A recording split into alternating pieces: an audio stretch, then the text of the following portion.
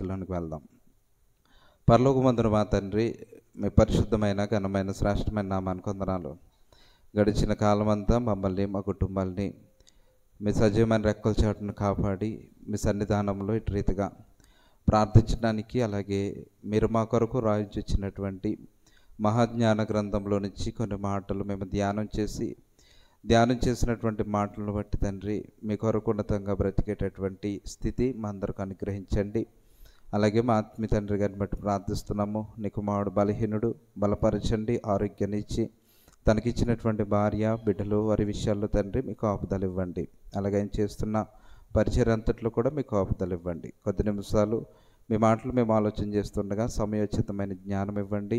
అపవాది క్రియలకు మేము అవకాశం ఇవ్వకోకుండా తండ్రి, మీ ఎడల భయభక్తులు కలిగి ఎలా ఉండాలో మాకు నేర్పించి వాక్యం ద్వారా మమ్మల్ని బలపరిచి మా కుటుంబాల్లో, మా సంఘంలో ఉన్నటువంటి లోటుపాట్లు మీరే సరిచేస్తారని నిలబడిన నాకు సమయోచితమైన జ్ఞానం ఇచ్చి నడిపించండి.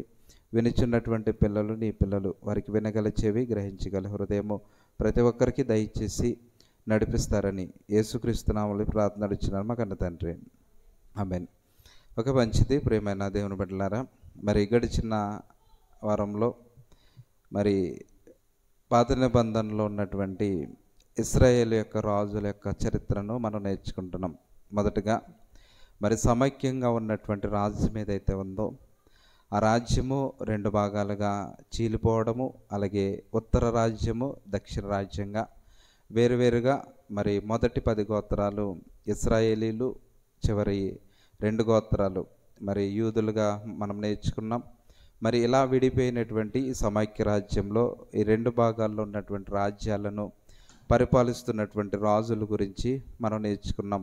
అలాగే ఇశ్రాయేలీలను పరిపాలిస్తున్నటువంటి రాజుల్లో మొదటగా మరి యెరోబోము తన యొక్క పాలనా కాలంలో ప్రజలను ఏ విధంగా పరిపాలించాడు, దేవుడిచ్చినటువంటి ఆజ్ఞలకు విరుద్ధంగా ఎలా ప్రజలను అన్య మార్గం వైపు నడిపించాడు. అలా నడిపించినటువంటి పరిస్థితులను బట్టి దేవుడు తనను ఏ విధంగా మరి ఈ భూలోకం నుంచి తీసివేయటం జరిగింది. మరి దేవుని యొక్క హస్తమాయను మొత్తటం, అనారోగ్యం రావటం, మంచం పట్టి చనిపోవడం జరిగింది. అక్కడి వరకు మనం నేర్చుకున్నాం. ఆ తర్వాత యెరోబోము గారు చనిపోయిన తర్వాత తన కుమారుడైనటువంటి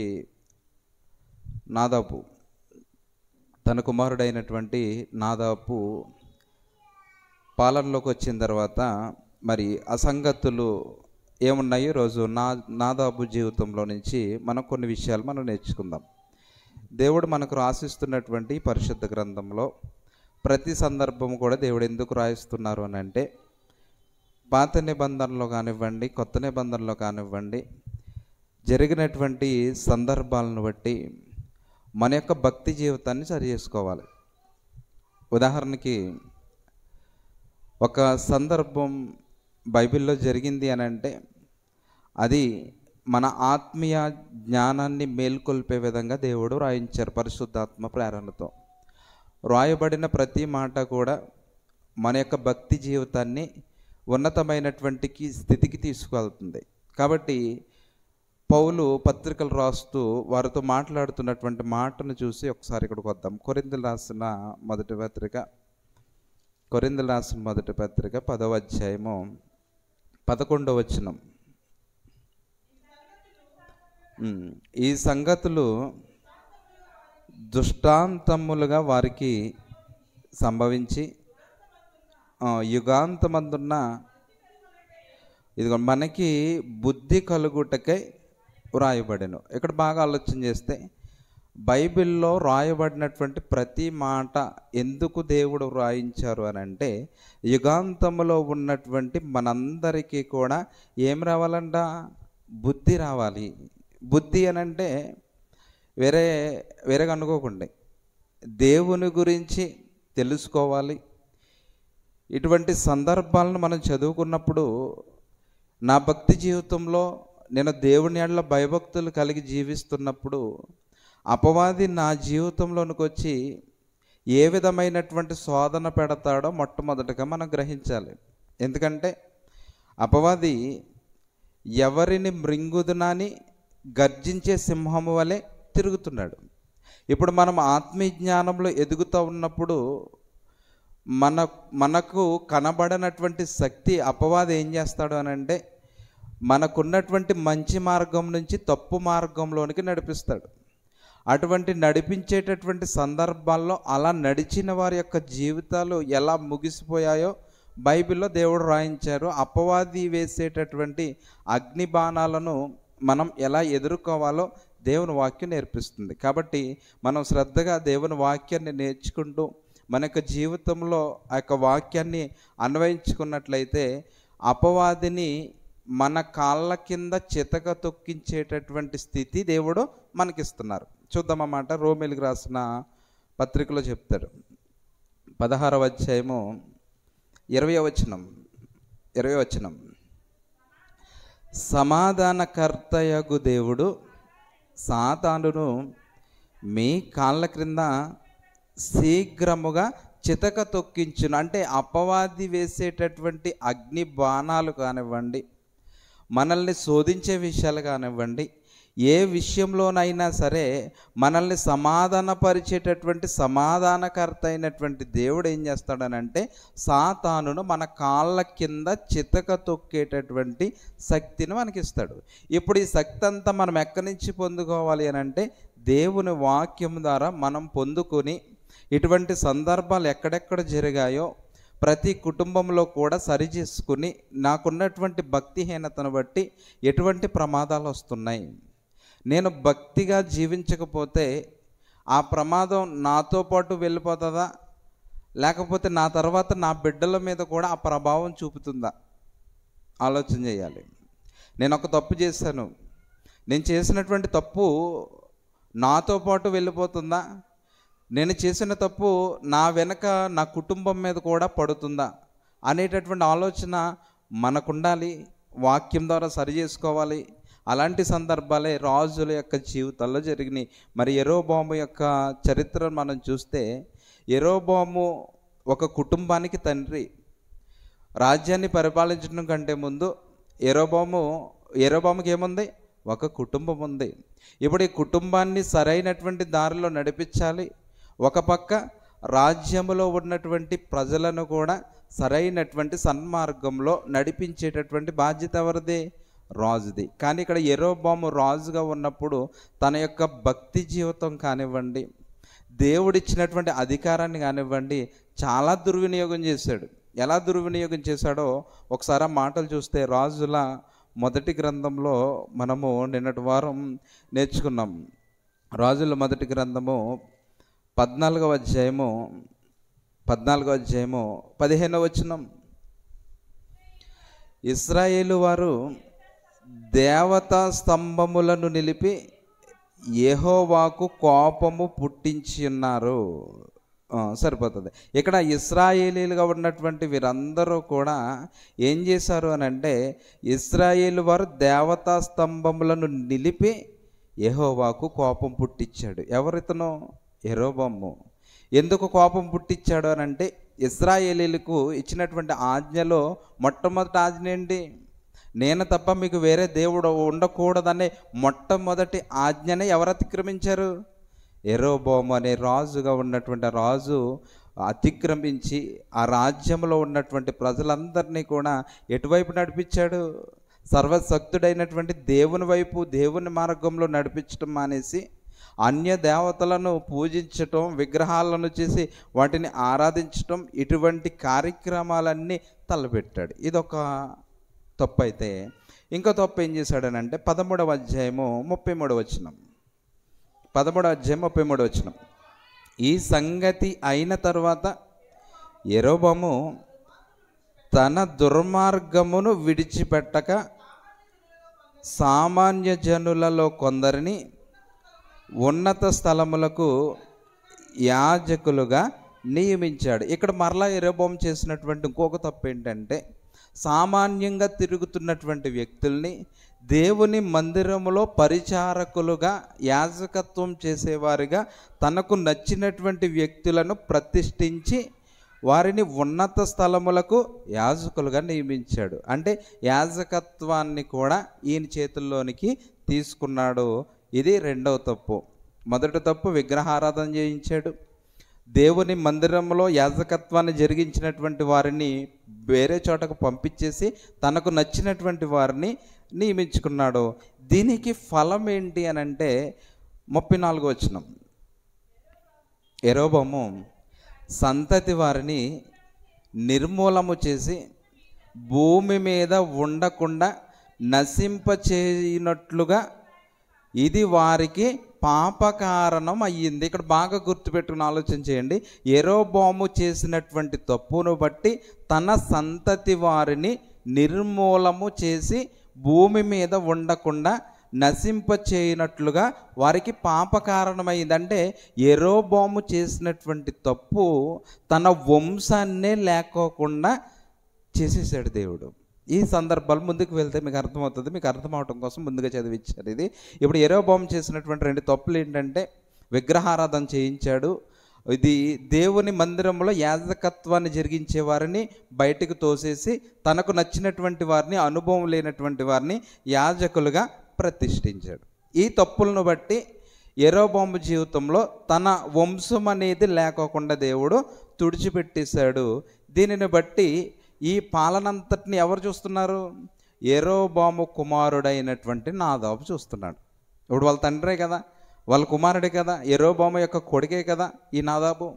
ఈ నాదాబు తన తండ్రి వేస్తున్నటువంటి అడుగులు, తన తండ్రి నడుస్తున్నటువంటి మార్గము, తన తండ్రి అనుసరిస్తున్నటువంటి పరిస్థితులన్నిటినీ కూడా దగ్గరే ఉండి చూస్తూ ఉన్నాడు. ఉన్నప్పుడు ఈ జరుగుతున్నటువంటి ఈ ప్రమాదాలను బట్టి, తప్పులను బట్టి ఇప్పుడు ఈ నాదాబు ఏం చేయాలి? నా తండ్రి వెళుతున్నటువంటి మార్గము సరైనటువంటి మార్గం కాదు, మరి నేనేం చేయాలి? ఈ మార్గం నుంచి నేను తొలగిపోయి నీకు తప్ప వేరొక దేవుడు ఉండకూడదని ఇశ్రాయేలీలకు ఆజ్ఞ ఇచ్చినటువంటి మొట్టమొదటి ఆజ్ఞ నా తండ్రి అనుసరించలేదు.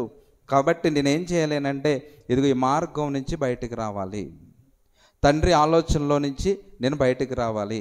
దేవుని పరలోకపు తండ్రి యొక్క ఆలోచన ఏంటో నాకు దేవుడు ధర్మశాస్త్రాన్ని చేతుల్లో పెట్టాడు. ఒక రాజుగా ఉన్నటువంటి వ్యక్తి పాలన ఎలా జరిగించాలి అని అంటే ధర్మశాస్త్రాన్ని దగ్గర పెట్టుకుని ప్రజలకు ఏది అవసరమో, ఏది మేలు జరుగుతుందో అటువంటి కార్యక్రమాలు చేపట్టాలి తప్ప ఇటు మనుషులను అటు దేవుణ్ణి బాధ పెట్టేటటువంటి కార్యక్రమాలు చేయకూడదు. కానీ ఇక్కడ యెరోబోము అవే చేశాడు.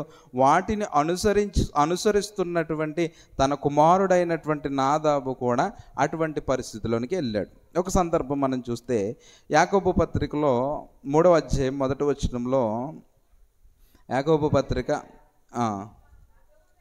నా సహోదరులారా ఇదిగో బోధకులమైన మనము మరీ కఠినమైన తీర్పు పొందుదమని తెలుసుకొని మీలో అనేకులు బోధకులు కాకుండుడి. అనేక విషయములలో అందరము తప్పిపోవచ్చున్నాము. ఎవడైనను మాటయందు తప్పని ఎడల సరిపోతుంది.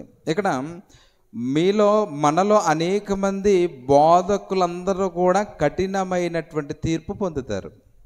ఎందుకు బోధకులకు కఠినమైనటువంటి తీర్పు అని అంటే, ఒక సంఘాన్ని నడిపించేటటువంటి నాయకుడు అతను ఇక్కడ ఏ మార్గం అయితే బోధిస్తారో ఆ మార్గంలోనే ఎవరు వెళ్తారు? సంఘం నడుస్తుంది. ఇప్పుడు బోధకుడే తప్పు బోధ చేస్తుంటే ఇప్పుడు ఈ బోధలో అనేక మంది విశ్వాసులు ఏమవుతున్నారు? తప్పుదోవ పట్టేస్తున్నారు, తప్పుదారిలోకి వెళ్ళిపోతున్నారు. అంటే నేనొక్కడిని ఇక్కడ చేస్తున్నటువంటి బోధన బట్టి సంఘం మొత్తము కూడా తప్పు మార్గంలోకి వెళ్ళిపోతుంది. కాబట్టి వీళ్ళకి ఉండేటటువంటి శిక్ష ఎలా ఉంటుందంట? చాలా కఠినమైనటువంటి తీర్పు ఉంటుందంట. ఇప్పుడు ఒక రాజు రాజ్యాన్ని పరిపాలిస్తున్నప్పుడు తాను దేవునికి విరుద్ధమైనటువంటి మార్గం రాజు ఇక్కడ చేస్తే కింద ఉన్నటువంటి ప్రజలు కూడా ఏం చేయాలి? అలాంటి తప్పే చేయాలి. ఇప్పుడు తప్పు చేసిన వాడికి ఎంత శిక్ష ఉంటుందో దగ్గరుండి తప్పు చేయించిన వాడికి కూడా అంతకంటే రెట్టింపు శిక్ష అనేది, తీర్పు అనేది దేవుడు తీరుస్తాడు. కాబట్టి బోధకుడుగా ఉన్నవాడు, అలాగే కుటుంబానికి యజమానిగా ఉన్నవారు, సంఘానికి నాయకుడిగా ఉన్నవారు చాలా జాగ్రత్తగా సంఘాన్ని సరైనటువంటి దారిలో నడిపించే జ్ఞానం ఉండాలి.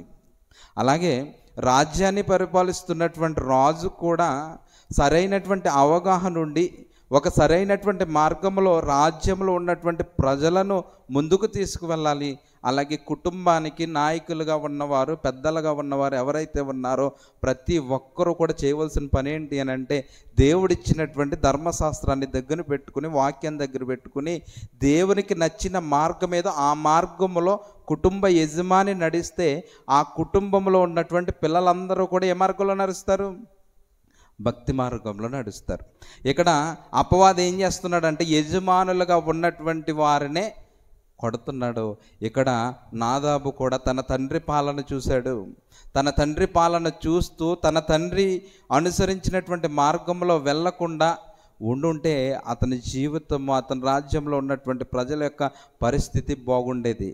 కానీ ఇతను క్రీస్తు పూర్వం 910వ సంవత్సరం నుంచి 909వ సంవత్సరం వరకు పరిపాలించాడు.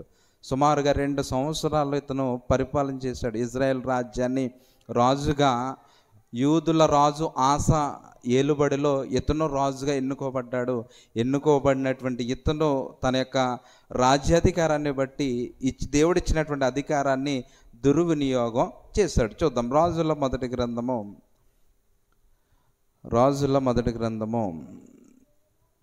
14వ అధ్యాయము 15వ వచనం చూడండి. రాజుల మొదటి గ్రంథం 14వ అధ్యాయము 15 చదివేశాం కదా.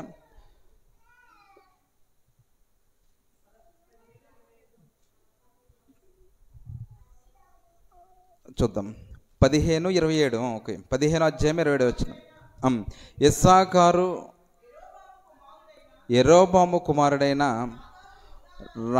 నాదాబు యోజా రాజైన ఆసా ఏలుబడిలో 2వ సంవత్సరమందు ఇశ్రాయేలు వారిని ఏలన ఆరంభించి ఇశ్రాయేలు వారిని 2 సంవత్సరాలు నాదాబు ఇశ్రాయేలు ప్రజలను పాలించాడు.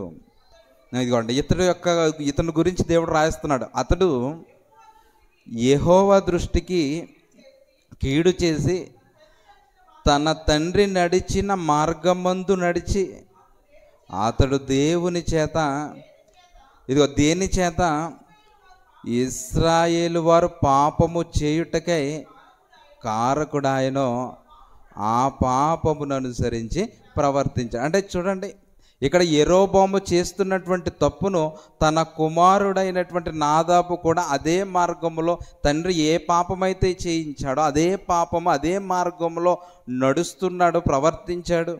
27 ఇస్సాకారు ఇంటి సంబంధుడును అహియా కుమారుడైన బయోసా అతని మీద కుట్ర పన్నాడు. ఇంత అరాచకంగా ఇంత నీచంగా పరిపాలిస్తున్నటువంటి ఈ రాజు మీద ఎవరు కుట్ర పన్నాడు అని అంటే బయోసా కుట్ర పన్ని నాదాబును ఇశ్రాయేలు వారందరూ ఫిలిష్తీయుల సంబంధమైన గిబ్బెతోమునకు ముట్టడి వేయిచుండగా గిబ్బెతోనులో బయోసా వచ్చి యెరోబాము కుమారుడైనటువంటి నాదాబును చంపేశాడు. కుట్ర పన్నుతున్నాడు. కుట్ర పన్నగానే ఆ యొక్క బయోసా వచ్చి ఇక్కడ ఫిలిష్తీయుల దేశమైనటువంటి ఆ యొక్క ప్రాంతంలో ముట్టడి వేయ గిబ్బెతోలో ముట్టడి వేయగా అప్పుడు బయోసా వచ్చి అతన్ని చంపేశాడు. చూసారా, ఇతను చేసినటువంటి మంచి పనులు ఏమైనా ఉన్నాయనంటే ఏ ఒక్కటి కూడా లేదు. తండ్రి ఎలాగైతే తప్పుడు మార్గంలో వెళ్ళాడో కుమారుడు అయినటువంటి నాదాబు కూడా అదే మార్గంలోనికి వెళ్ళాడు. వెళితే వచ్చినటువంటి నష్టం ఏంటి అని అంటే అతను చనిపోయాడు. బాగానే ఉంది. ఇక్కడ మనం కూడా ఒక విషయాన్ని మనం ఆలోచన చేయాలి. ఈరోజు కుటుంబంలో యజమానులు ఎవరైతే ఉన్నారో వారు చేసినటువంటి తప్పులు వారి పిల్లల మీద ఖచ్చితంగా ప్రభావం చూపిస్తాయి. ఎందుకనంటే నేడున్నటువంటి క్రైస్తవులుగా ఎవరైతే ఉన్నారో ప్రతి ఒక్కరూ కూడా నేను క్రైస్తవుడిని, దేవుడిని నమ్ముకుని దేవుని కొరకు బ్రతుకుతున్నానటువంటి ఆలోచనలో ఉన్నారు. ఆలోచనలో ఉంటూ దేవునికి విరుద్ధమైనటువంటి కార్యక్రమాలు చేస్తున్నారు. ఆ కార్యక్రమాలు ఏంటి అని అంటే మనం కూడా విగ్రహారాధన చేస్తాం. ఇల్లు కట్టేటప్పుడు ముహూర్తం పెట్టించుకొస్తాం. తర్వాత ఇంకా భయంకరమైనటువంటి విగ్రహారాధన ఏంటి అని అంటే, మన ఇంట్లో శుభకార్యం జరగాలి అని అంటే, ఒక పెళ్ళి జరగాలి అని అంటే ఏం చేస్తారు? ఏది మంచి రోజో చూస్తారు. ఒక మరి పెళ్ళి అయిన తర్వాత పెండ్లి కుమార్తెను పంపించాలంటే ఇది మంచి రోజు కాదంటారు, లేకపోతే ప్రయాణం చేసేటప్పుడు చూస్తారు. ఇది కూడా దేనికి సంబంధించింది? విగ్రహారాధనకి సంబంధించింది. దేవుడు ఎప్పుడు కూడా చెప్తాడు, నువ్వు 2 పడవల్లోనూ కాలు వేయకూడదు. వెచ్చగానైనా ఉండు, చల్లగానైనా ఉండు, కానీ నులివెచ్చగా ఉండొద్దని దేవుని వాక్యం చెబుతుంది.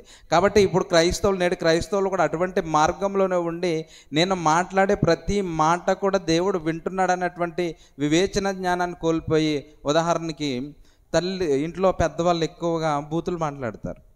ఇంట్లో పెద్దవాళ్ళు ఏం చేస్తారు?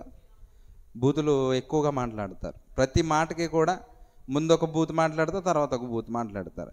అదే పెద్దవాళ్ళ దగ్గర మన ఇంట్లో చిన్నపిల్లలు ఉంటారు. ఈ చిన్నపిల్లలు కూడా బూతులు వింటూ ఉంటాడు. ఆడు కొంచెం మాట వచ్చేసరికి ఏం చేస్తాడు? అదే మాట వాడి నోట్లోంచి వస్తుంది. అంటే ఈ బూతులు అనేవి ఎక్కడ విన్నాడు? తన తండ్రి దగ్గర, తన తాతయ్య దగ్గర విన్నాడు. విన్నటువంటి మాట, అదే మాట తిరిగి ఆయన మీద ప్రయోగిస్తే ఎలా ఉంటుంది? ఆయన మాట్లాడిన అదే మాట తన మనవడు వచ్చి అదే మాట ఆ తాతయ్యని అన్నాడు అని అంటే, ఆ తాతయ్య ఏమైపోవాలి? ఒకవేళ అటువంటి సందర్భాలు ఉన్నాయి. ఒకవేళ అన్నా కూడా వాడిని శిక్షించడానికే ముందుకు ఇష్టపడతాడు తప్ప, ఇదిగో నేను మాట్లాడిన మాట వీడు నేర్చుకున్నాడు, వీడు నేర్చుకున్న మాట వాడి పిల్లోడు నేర్చుకుంటాడు. ఈ మాటలు అనేవి దేవునికి నచ్చినటువంటి ఈ మాటలు అనేవి వంశం దాటుకుంటూ తరాలు దాటుకుంటూ వెళ్ళిపోతున్నాయి తప్ప, ఇదిగో నేను నా యొక్క బ్రతుకును మార్చుకోవాలి, ఈ మాటలు దేవుడికి ఇష్టం కాదు, ఎలాగైనా సరే నేను మానేయాలన్నటువంటి ఆలోచన రావాలి తప్ప, దానికి ఫుల్ స్టాప్ పెట్టడానికి వేరే మార్గం మనకి దొరకదు. కాబట్టి ఇక్కడ యెరోబాము కుమారుడైనటువంటి నాదాబు కూడా అదే చేశాడు. తండ్రి మార్గంలో నడిచాడు. దీనికి ఫలం ఏంటి అని అంటే ప్రాణం కోల్పోయాడు. ప్రాణం కోల్పోవడంతో ఎక్కడితో ఆగిపోయిందా అని అంటే, ఎక్కడితో ఈ యొక్క పరిస్థితి ఆగలేదు. 30వ వచనం, తాను చేసిన పాపముల చేత ఇశ్రాయేలు వారు పాపము చేయుటకు కారకుడై, యెరోబాము ఇశ్రాయేలీయుల దేవుడైన యెహోవాకు కోపము పుట్టించగా, ఇలా ఎందుకు జరిగిందని అంటే, తన తండ్రి చేసినటువంటి తప్పును బట్టి కుమారుడి యొక్క ఆయుష్కాలం అర్ధాంతరంగా ముగిసిపోయింది. సుమారుగా కొన్ని సంవత్సరాల పాటు ప్రజలను పాలించవలసినటువంటి పరిస్థితి ఎలాగ మారిపోయిందో తెలుసా? తండ్రి చేసినటువంటి పాపపు పాలన ద్వారా తన కుమారుడి యొక్క ఆయుష్ తగ్గిపోయింది. అక్కడితో ఆగిందానంటే అక్కడితో ఆగలేదు. అక్కడితో ఆగకుండా ఇంకా ముందుకు వెళితే 33వ వచనం, యోధా రాజైన ఇది కాదు, చూద్దాం, వెనకొద్దాం. 14వ అధ్యాయము 14వ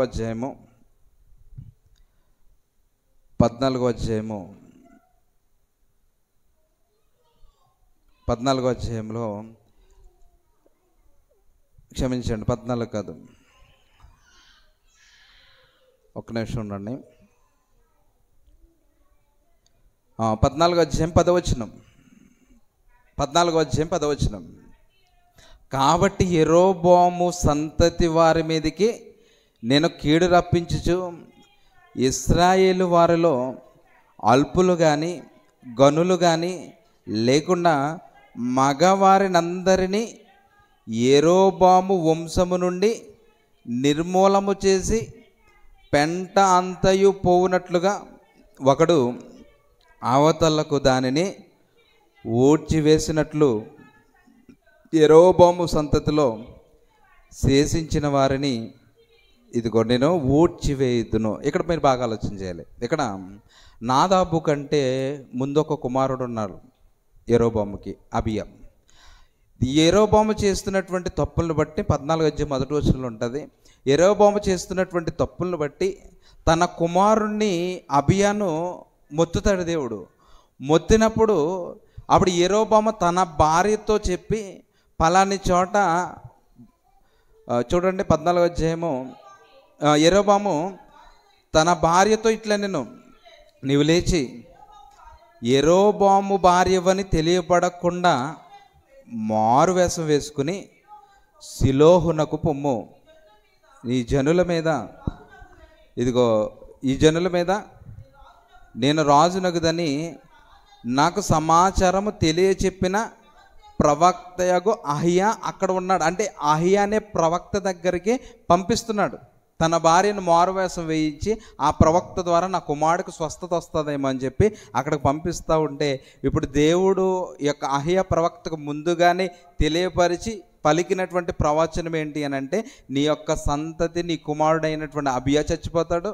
ఇక్కడ యెరోబాముకు సంబంధించినటువంటి ఒక్క శాసము కూడా మిగలకుండా మొత్తం అందరినీ ఒక పెంట ఎలాగైతే తుడి చేస్తామో అలా మొత్తం ఆ యొక్క వంశాన్ని అంతటిని కూడా తుడిచిపెట్టేస్తానని అక్కడ చెప్పాడు. చెప్పినట్టుగానే ఇక్కడ దేవుడు చెప్పినట్టుగానే చేసేసాడు. ఇప్పుడు యెరోబాము నేను చేసిన తప్పేంటి అనుకున్నాడు.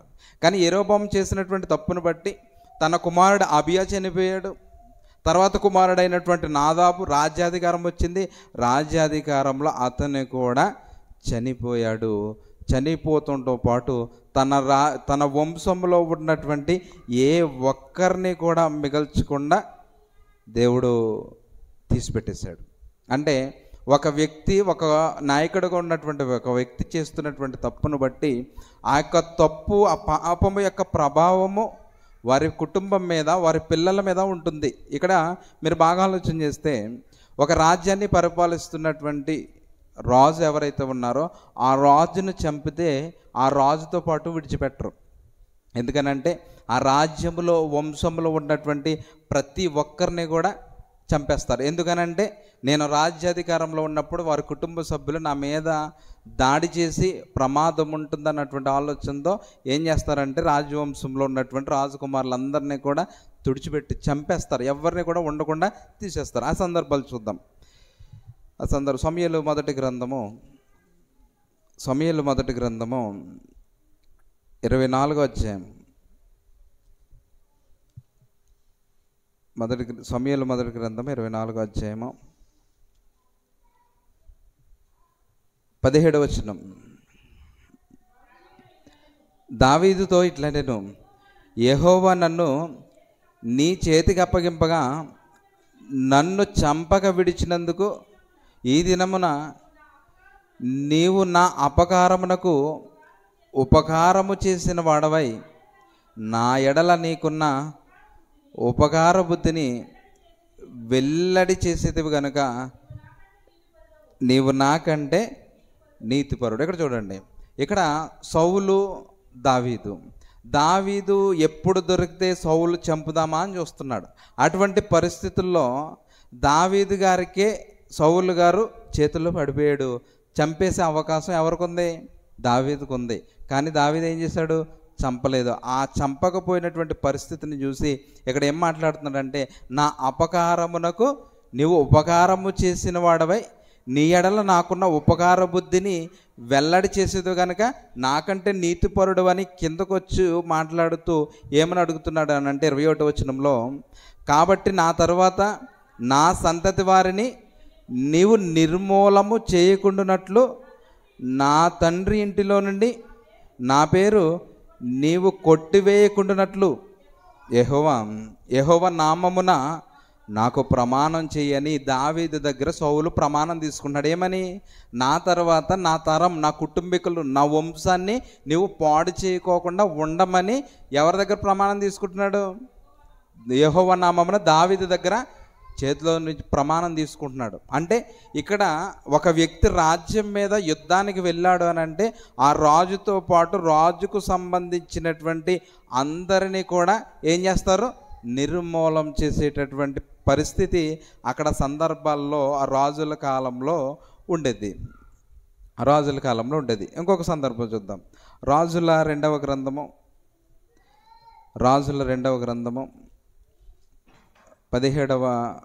10వ అధ్యాయము 17వ వచనం 7వ వచనం చూద్దాం. 7. కావున ఆ తాకీదు తమకు ముట్టినప్పుడు వారు 70 మంది రాజకుమారులను వారిని చంపి వారి తలలను గంపలలో పెట్టి యెజ్రెయేలులోనున్న అతని యొద్దకు పంపిరి. ఇంతకీ ఎవరితను? ఆహాబు రాజు. ఇప్పుడు ఆహాబు పాలనా కాలంలో ఆహాబుకి ఎంతమంది కుమారులు? మొదటి వచనంలో ఉంటుంది చూడండి, 70 మంది కుమారులు. ఇప్పుడు ఆహాబు చేతికి చిక్కిన తర్వాత ఆహాబును చంపడంతో పాటు, ఆహాబు చనిపోవడంతో పాటు తనకు గర్భం నుంచి వచ్చినట్టు 70 మంది కొడుకుల్ని ఒకే రోజు తలలు నరికి గంపల్లో పెట్టి తీసుకెళ్లారు. అంటే ఒక రాజ్యానికి సంబంధించినటువంటి, రాజుకు సంబంధించిన వంశం అనేది లేకుండా మొత్తం తుడిచిపెట్టేటటువంటి పరిస్థితి అప్పుడు రాజుల పాలనా కాలంలో. 70 మంది కుమారులు ఒకే రోజున చంపేశారని అంటే అప్పుడు రాజులుగా ఎవరైతే పాలిస్తున్నారో వారు చేసినటువంటి తప్పిదాలను బట్టి వారు వంశం అనేది లేకోకుండా తుడిచిపెట్టేసినటువంటి సందర్భాలు. తర్వాత రాజుల మొదటి గ్రంథము 15వ అధ్యాయం, రాజుల మొదటి గ్రంథము 15వ అధ్యాయము 29. తాను రాజు కాగానే ఇతడు యెరోబాము సంతతి వారినందరినీ హతం చేశాడు. ఎవరు? బయోసా రాజు కాగానే యెరోబామును చంపిన తర్వాత బయోసా రాజు అవ్వగానే వీడిని వెంటనే చేసిన పని ఏంటి? యెరోబాము సంతతి వారందరినీ హతం చేసేసాడు, చంపించేశాడు. అంటే ఇతని వంశంలో నుంచి ఏ ఒక్కరు కూడా మిగలడానికి వీళ్ళు లేదనేటటువంటి పరిస్థితిని తీసుకొచ్చాడు. ఇదంతా జరగడానికి కారణం ఏంటి అని అంటే తండ్రిగా, కుటుంబ యజమానిగా ఉన్నటువంటి యెరోబాము చేస్తున్నటువంటి తప్పు. ఆ తప్పు మార్గంలో ఎవరు వెళ్ళారు? తన కుమారుడైనటువంటి నాదాబు వెళ్ళాడు. వెళ్ళినటువంటి పరిస్థితిని బట్టి మొదటి కుమారుడైనటువంటి అబియాను దేవుడు రోగంతో మొత్తగా ఆయన చనిపోయాడు. చనిపోయిన తర్వాత ఇంకా వాళ్ళ వంశంలో తన పిల్లలు ఇంకెంతమంది అయితే ఉన్నారు అంతమందిని కూడా ఇంకా భూమి మీద వారి శాసం అనేది లేకోకుండా తుడిచిపెట్టేశాడు. అటువంటి పరిస్థితి ఎందుకు వచ్చింది అని మనము నాదాబు జీవితాన్ని బట్టి ఆలోచన చేస్తే మనం చేసినటువంటి తప్పు, మనం చేసినటువంటి పాపము మనతోనే వెళ్ళిపోదు, మన పిల్లల భవిష్యత్తు మీద దెబ్బ కొడుతుంది. ఇప్పుడు కుటుంబ యజమాని ఉన్నాడు, తాగి తాగి తాగి తాగి చచ్చిపోయాడు. అప్పుడే పుట్టినటువంటి పిల్లలు ఉన్నారు. ఇప్పుడు దేవుడు దేహాన్నిచ్చి, నీకు చక్కటి రూపాన్నిచ్చి, నీకు చక్కటి కుటుంబాన్ని ఇచ్చి, చక్కటి అవయవాలు ఇచ్చింది ఎందుకు? నీ పిల్లల కొరకు కష్టపడాలి, పని చేయాలి, వారి అవసరతలు తీర్చాలి, ఈ ఉద్దేశంతో ఇచ్చాడు. ఇప్పుడు దేవుడు ఇచ్చినటువంటి అవయవాలని నీ కుటుంబం కోసం కాకుండా, నీ పిల్లల కోసం కాకుండా, నీ కోసం నువ్వు నీ శరీర సుఖం కోసం త్రాగి త్రాగి చచ్చిపోయావు అనుకో, ఆ ప్రభావం ఎవరి మీద పడింది? పిల్లల మీద పడింది. నువ్వు చచ్చిపోయి నరకానికి పోయావు, కానీ భూమి మీద బ్రతుకున్నటువంటి నీ పిల్లలు ఇంటింటికి తిని అడుక్కుని తినేటటువంటి పరిస్థితి ఎవరు తీసుకొచ్చారు? నువ్వు తాగినటువంటి తాగుడు నీ పిల్లల్ని బజార్లోకి ఈడ్చేసింది. ఇప్పుడు చెప్పండి, ఇప్పుడు తల్లిదండ్రులుగా నేనేమి తప్పు చేశానన్న ఆలోచన మనకు ఉండొచ్చు, కానీ నేను తప్పు చేశానని నేను చెప్పను. కానీ ఇటువంటి పరిస్థితులు, నాదాబు చేసినటువంటి పరిస్థితుల్లో మనం ఎవ్వరము లేము. కానీ చిన్న చిన్న పొరపాట్లను బట్టి, చిన్న చిన్న పద్ధతులను బట్టి, చిన్న చిన్న అలవాట్లను బట్టి మన యొక్క భక్తి జీవితం దారి తప్పిపోయి మనం వెళ్తున్నటువంటి భక్తిలోనే మన పిల్లలు కనుక నడిస్తే యెరోబాము జీవితంలో వారి కుటుంబం పరిస్థితి ఎలా ఉందో మన యొక్క ఆత్మీయ జీవితంలో మన పరిస్థితులు కూడా అదే విధంగా ఉంటాయి. కాబట్టి మనము బ్రతికిన దినాలన్నీ కూడా, మనము వెళ్ళేటటువంటి మార్గము, మనం చేసేటటువంటి భక్తి మన పిల్లలకు మాదిరికరంగా, ఆశీర్వాదకరంగా ఉండాలి. ఎందుకనంటే దేవుడు చాలా సందర్భాల్లో మనకు చాలా క్లియర్గా రాయించాడు. నీవు దేవుని మందిరానికి వెళ్ళినప్పుడు నీ ప్రవర్తన సరిచూసుకోవాలని దేవుడు చెప్తున్నాడు. ఇప్పుడు నా ప్రవర్తన సరిచూసుకోను, నేను ఇలానే ఉంటాను, నాకు నచ్చినట్టుగా ఉంటానంటే కుదురుతుందా చెప్పండి? మన యొక్క పరిస్థితి చెప్పండి. చూడండి, మనం దేవుని మందిరానికి వచ్చామనంటే ఎవరికి లోబడాలి? దేవుని మాటకు లోబడాలి, దేవుని వాక్యానికి విధేయత చూపించాలి, దేవుని మాటకు, దేవుని సేవకుల మాటకు లోబడి జీవించాలి. యెరోబాములాగా నీవు సరైనడు కాదని చెప్పి నాకు నచ్చిన వాళ్ళని నేను యాజకత్వం జరిగించే వల్ల పెట్టుకుంటాను అని అంటే దేవుడు ఎట్టి పరిస్థితుల్లోనూ ఒప్పుకోడు. ఇక్కడికి వచ్చాము అని అంటే మనము ఎవరి ఆధీనంలో ఉండాలి అని అంటే మన పరలోకపు తండ్రి అయినటువంటి దేవుని యొక్క ఆధీనంలోనే మనం ముందుకు వెళ్ళాలి తప్ప మనకు నచ్చినటువంటి మార్గంలో వెళ్ళకూడదు. ఒకవేళ దేవుని మందిరంలో కానీ కుటుంబంలో కానీ నేను ఏదైనా మంచి చేయాలి అని అనుకుంటే ఇది దేవునికి ఇష్టమా కాదా అని ఆత్మవిమర్శ మనం చేసుకోవాలి. దేవుని వాక్యాన్ని పెట్టి సరి చేసుకోవాలి. నేను మాట్లాడినటువంటి మాట కరెక్టా కాదా, నేను చేస్తున్నటువంటి భక్తి సరైందా కాదా, నేను చేసినటువంటి ఈ పనిని బట్టి నా పిల్లలకు సంఘానికి అభివృద్ధి జరుగుతుందా నష్టం జరుగుతుందా, ఇటువంటి ఆలోచనలు ఉండి మనం ముందుకు వెళ్తే కనుక దేవుడు మనలను దీవిస్తాడు, మన బిడ్డలను, మన కుటుంబాన్ని, మన సంఘాన్ని దీవిస్తాడు. అంతే తప్ప నాకేదో నచ్చలేదని మనం వెళ్ళకూడదు. ఇక్కడ ఏది ఎవరికి సొంతం కాదు. ఇది జీవము గల దేవుని సంఘము, దేవుని సంఘము కాబట్టి దేవుడి సంఘానికి ఒక నిబంధన ఇచ్చాడు. ఈ నిబంధనలో ఉన్నటువంటి మాటల ప్రకారమే మనం ముందుకు వెళ్ళాలి తప్ప ఒక నాదాబులాగా యెరోబోములాగా తప్పుడు మార్గాల్లో వెళ్ళిపోయి సొంత నిర్ణయాలు తీసుకుని సొంత మార్గంలో మనం వెళ్తే కనుక దేవుడు ఏ విషయంలోనైనా మనల్ని క్షమిస్తాడేమో కానీ దేవుని సంఘము జోలికి వచ్చి డిస్టర్బెన్స్ కలిగిస్తే మాత్రం ఎట్టి పరిస్థితుల్లోనూ దేవుడు క్షమించడు. దేవుని పరిచర్య జరగాలి అని అంటే దేవుడు తాను ఎన్నుకొని నిలబెడతాడు. నిలబడిన వారికి దేవునికి లోబడి వెళ్ళవలసినటువంటి బాధ్యత ఎవరిది? మనందరిది. కాబట్టి అటువంటి మనసును మనం సంపాదించుకుని నాదాబులాగా యెరోబోములాగా చేసిన తప్పులే మరలా చేయకోకుండా ఇది దేవుని జీవము గల దేవుని సంఘము, దేవుని సంఘములో నేను సభ్యుణ్ణి, దేవుడు నా సేవకుడు ద్వారా ఏది బయలుపరుస్తాడో ఏది మాట్లాడతాడో ఆ మాటకు కట్టుబడి నేను ఉండాలి తప్ప వేరే విధంగా యెరోబోము చేసినట్టు తప్పు మార్గంలోనికి మనం ఎవ్వరము కూడా వెళ్ళకూడదు. వెళ్తే వచ్చేటటువంటి నష్టం చాలా భయంకరమైనటువంటి నష్టం ఉంటుంది. కాబట్టి అటువంటి పరిస్థితులను వెళ్లకుండా వీరి యొక్క జీవితాలను బట్టి మరొక భక్తి జీవితంలో మరింత ముందుకు వెళ్ళాలని మీ అందరినీ కోరుతూ నా మాటలు ముగిస్తూ ఉన్నాను. దేవుడి మాటలు మన వినికిడిలో ఫలింపజేయనుగాక. ఆమేన్.